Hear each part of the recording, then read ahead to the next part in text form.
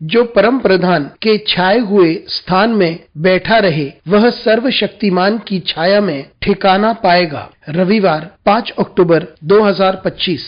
आज के मनन के लिए मैंने आप ही के लिए चुना है पहला राजा अध्याय 3 और उसका 28वां वाक्य। जो न्याय राजा ने चुकाया था उसका समाचार समस्त इज़राइल को मिला और उन्होंने राजा का भय माना, क्योंकि उन्होंने यह देखा कि उसके मन में न्याय करने के लिए परमेश्वर की बुद्धि है। आपका दिन आशीषित हो। हर आशीष जो परमेश्वर की ओर से हमें उपहार में मिलती है उसे हम परमेश्वर की महिमा के लिए इस्तेमाल करें और उसके लोगों की सेवा करें। आइए इस वाक्य पर मनन करते हैं। आज की सुबह का विषय है परमेश्वर की ओर से उपहार। जब परमेश्वर सुलेमान के सामने आया और उसने सुलेमान से कहा कि तू मुझसे क्या चाहता है, तब सुलेमान ने बुद्धि मांगी ताकि वह परमेश्वर के लोग पर शासन कर सके। परमेश्वर इतना प्रसन्न हुआ कि उसने न केवल उसे बुद्धि दी लेकिन उसे सामर्थ और प्रभुता भी दी, उसे समृद्धि और आशीषें भी दी। सुलेमान ने परमेश्वर की दी हुई बुद्धि को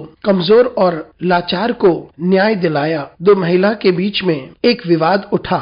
दोनों ने कहा कि जो जीवित बच्चा है वो उसी का है, और सुलेमान ने इतनी बुद्धि से कार्य किया कि जो सही माता है उसे अपना जीवित पुत्र मिल गया और जिसने झूठ बोला था उसे दंड मिला। सुलेमान ने न्याय किया और जब लोगों ने देखा किस प्रकार से राजा सुलेमान ने न्याय किया था, इससे उन्हें ज्ञात हुआ कि परमेश्वर की ओर से उसे बुद्धि का वरदान मिला है और इस प्रकार से राजा सुलेमान कमजोर और नम्र को न्याय दिलाता था। मित्रों, हम सभी को परमेश्वर की ओर से एक उपहार मिला है। हमारे अंदर एक कुशलता है, एक क्षमता है और हमारे पास ज्ञान है, और परमेश्वर का वरदान कोई सा भी हो हम उसे न्याय, शांति और परमेश्वर को महिमा देने के लिए इस्तेमाल करें। और यदि जो उपहार परमेश्वर ने हमें दिया है उसे हम इस्तेमाल नहीं करते हैं और इससे हम लोगों की सेवा नहीं करते, ना ही परमेश्वर को महिमा देते हैं, और हम स्वार्थी बनकर अपने लिए उसे ना इस्तेमाल करें। जो भी उपहार परमेश्वर की ओर से हमें मिला है उसे हम मनुष्य जाति के लिए इस्तेमाल करें और परमेश्वर को महिमा देते रहें। अनुग्रहकारी परमेश्वर स्वर्गीय पिता,